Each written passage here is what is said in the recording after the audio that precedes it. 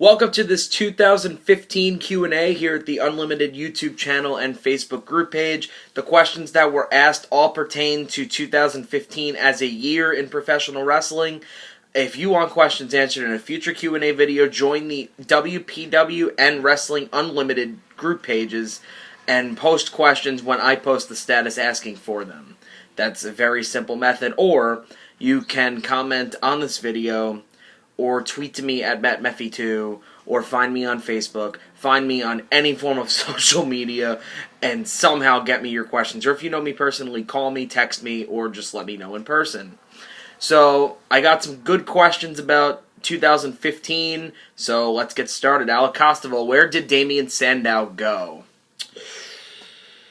Should I give you the correct answer or the smart answer? I'll go smart answer. Because, well, let's be completely realistic here. He is a low-card to lower mid-card talent in WWE. He's finally starting to get over with the crowd. He actually has a character that people can enjoy, that people can get behind. So, of course, WWE decides to bury him pretty much and not feature him on TV, not give him anything to do, not pretty much act like he doesn't exist in the world of WWE, because that's what they do with a majority of their mid-carders. Hell, a majority of their talent. Good question, Alec. Has Vince become senile? I've been saying that for 10 years. It has gotten progressively worse, especially as 2015, and even now in 2016, has come. It's gotten progressively worse over the past 10 years. And sadly, he's not going to go away anytime soon. And by go away, I mean leave the business. I don't mean die. I wouldn't wish death upon him like so many other people have. But I will say that he's not going away anytime soon, and I'm not particularly pleased. How long before Vince uses the word sphincter? I'm just going to skip that question. Where do you see the tag team division by SummerSlam with all the great teams in NXT? Probably in the same position that it's been for the past 7 years. Yeah, honestly. It'll probably be not completely irrelevant, but not exactly something the company is high on, not exactly something that the company is going to devote time to. They won't completely give up on it, but they won't push it like an actual division. They'll just bury it on every show, on every pay-per-view. And yeah, you mentioned that there were a lot of great teams in NXT that could come up to the main roster, but WWE hasn't really had a good track record of people coming up to the main roster from NXT to do well. See Neville, see The Ascension, and for some of it, see Kevin Owens as well. Where do I see them by SummerSlam? Like I said, probably in the same spot that they were before. If Brian Carr, Walter Mayne, and Dylan Messerschmidt all entered the Rumble, who would last the longest, and would any of them be able to eliminate anyone? I'll go with no to the second part of that question. Who will last the longest? Walter will be eliminated in like 5 seconds. I think Cowbell would last the longest over Carr. Just my opinion. And speaking of Carr, Brian Carr has the last bunch of questions. I find it pathetic that only 2 people are asking me questions, but it's enough to get one Q&A done, so thanks, guys. Why is Roman Reigns champion? Alright, well, good question. I would have preferred that he entered WrestleMania as the challenger, which is why I'm still advocating Triple H winning the Royal Rumble, because if you are doing Reigns versus Triple H at WrestleMania, I think that Reigns getting a signature victory against Triple H would actually really help him. I know that means putting the title on Triple H, and I know for some of you that that's not going to be particularly well received, but I think it could work that way. Triple H winning the Royal Rumble and facing Reigns at WrestleMania in his rematch. I would be fine with that. Why isn't Dean Ambrose champion? You know, it's really funny, too. I went back and I watched some of the old matches involving The Shield, and I'm like, wow. I'm looking at all three of these guys. I'm like, obviously Reigns is going to break out first because he's the company's favorite. But I looked at Dean Ambrose, and I'm like, wow. He has that total package in my mind. He had really good mic skills. He has a unique wrestling style. Not a great one, but a unique one that you can actually get behind and you can actually like. And I saw that guy as a total package, and I look at him now, and he's holding an irrelevant championship in an irrelevant feud, heading into what has seemed to be an irrelevant show. Honestly, I don't know. Why isn't Dean Ambrose champion? Because WWE dropped the ball with him. He, in my opinion, should have been the world champ first before Reigns broke out. Because Reigns, at that time, needed a lot of work. Dean Ambrose already had the ability, in my opinion. Seth had some ability, but his mic skills were still Roman had virtually no mic skills, still probably doesn't, and his wrestling ability is just But you know what? I thought Dean Ambrose had the total package, so look at me. I'm wrong as usual. WWE is going to do whatever the fuck they want, and that really sucks because a lot of what they do doesn't make sense. Why will 2015 pale in comparison to 2016? And that'll go into his next question. Why should we care about WWE going into 2016? And the answer should be based on 2015. Well, that's a good question. A great question, honestly. Great question. Why should we care about 2016? Because let's be completely realistic here. You know, you just had this announcement that Cena's going to be out. Seth's going to be out. Orton might potentially still be out by Mania. You have guys like Cesaro out, Tyson Kidd out. Who else? Pretty sure I'm missing somebody.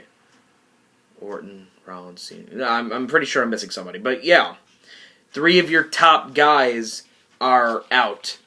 And it's really weird. Whoever entered WrestleMania last year as a champion, left last year as a champion, is now injured. How sad is that? Why should we care about WWE in 2016? I hope that they finally realize the error of their ways and start to put younger guys over and new talent over and start building up for the future. Because I guarantee you, as soon as John Cena inevitably returns from his 6 to 9 month injury, he's going to be right back in the WWE title picture, going after number 16. The one thing I am excited about is WrestleMania 32. The reason why I'm excited about it is very simple. You know, WWE has a lot of curveballs that were thrown at them with all these injuries. They still have the potential to have a really damn good WrestleMania. They need a certain WrestleMania card that could work, and you'll find out what I mean in a YouTube video later on. But I'm more excited for 2016 than I am 2015 because I think WWE is finally, or at least I hope, going to start realizing the error of their ways, just in my opinion. Best match in your opinion out of 2015? I could be a dick and say go check out my Wrestling Unlimited award series, but best match, Brock, Reigns, Rollins, WrestleMania 31, or Brock, Cena, Rollins at Royal Rumble. Worst match.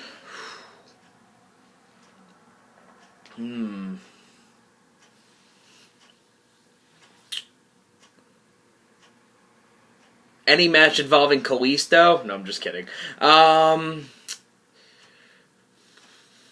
Honestly, I'm sure someone will come up with a better suggestion. Reigns Sheamus in TLC. It's my opinion. What non-match moment did you enjoy the best?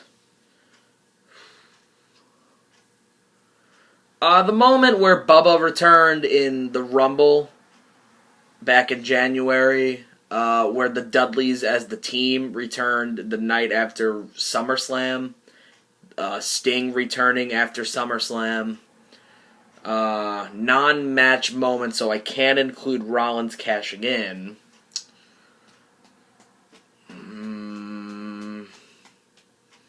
You know, honestly, this is really sad and really kind of morbid, too. And I definitely wouldn't call this the best moment, like, by a long shot. It is far from the best. In fact, it's probably one of the saddest. The days that Dusty Rhodes and Roddy Piper both passed, I was shocked. And it took the life out of me for both of those days. Because I remember first time seeing Roddy Piper. I know a lot of you old schoolers saw Roddy Piper back in his 80s and 90s days, but the first time I saw him was on Piper's Pit, WrestleMania 21 with Stone Cold Steve Austin. That segment was awesome because you had what you could say the badass of the Attitude Era and the badass of the Hogan Era in one ring together at the same time. And it made for a great segment at WrestleMania 21. And, man, I looked back at some of his old stuff. Roddy Piper, his mic skills were fantastic. He got over as a heel so well. And Dusty Rhodes, he got over as a face so well. They both had their unique styles that made them memorable, that made them the Hall of Famers, the true Hall of Famers that they are now. You know, rest in peace to both of them. They were both tremendous. They are still both tremendous, and they will always be tremendous. So those were probably two of the more signature moments in 2015. Now, are they the best? Obviously not. They are probably the saddest and probably the worst. But those, honestly, will be most memorable because they literally came out of left field. They came out of nowhere, especially in the case of Piper's. I mean, you can see Dusty wasn't looking well, especially when you saw him at Fastlane. But Piper's came completely out of left field, and it was really surprising, really stunning, and I was really sad. It was sad. 2 sad days. But another non-match moment. I mentioned Sting coming back the night after SummerSlam. I guess that Rock segment at Mania, I guess that could be one too. Based on everything in 2015, this is the last question. Who do you think will be a breakout star in 2016? Ugh. Anyone but Kalisto. I'm kidding.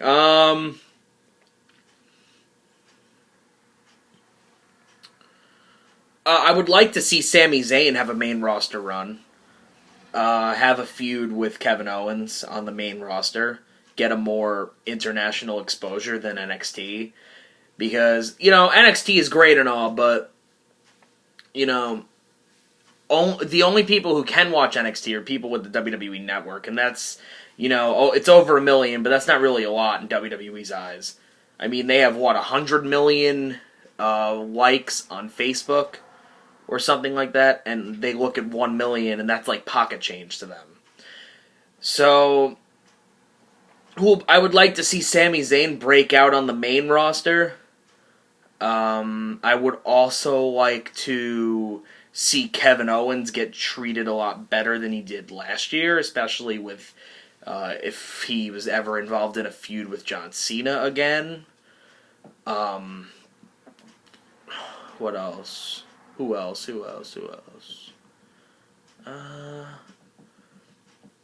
Going completely on the opposite end of the spectrum, I would like to see Dolph Ziggler fired. Because, completely honest here, he has gotten so stale. And I loved Ziggler. And it's not all his fault, but I'm getting tired of him. I know he appears every week, and that ultimately is a good thing, but he's in the same spot that he was when he first fucking debuted in 2009. And now it's just, I've gotten so sick of his stale ass, and I would really like to see him go. I know a lot of you won't. I know that's an unpopular opinion, but it's my opinion, and I'm sticking with it. But who will break out? Sami Zayn, I hope so. Thanks for tuning in. Thanks for sending questions. And I'll be back with some more content. Yeah, later, guys.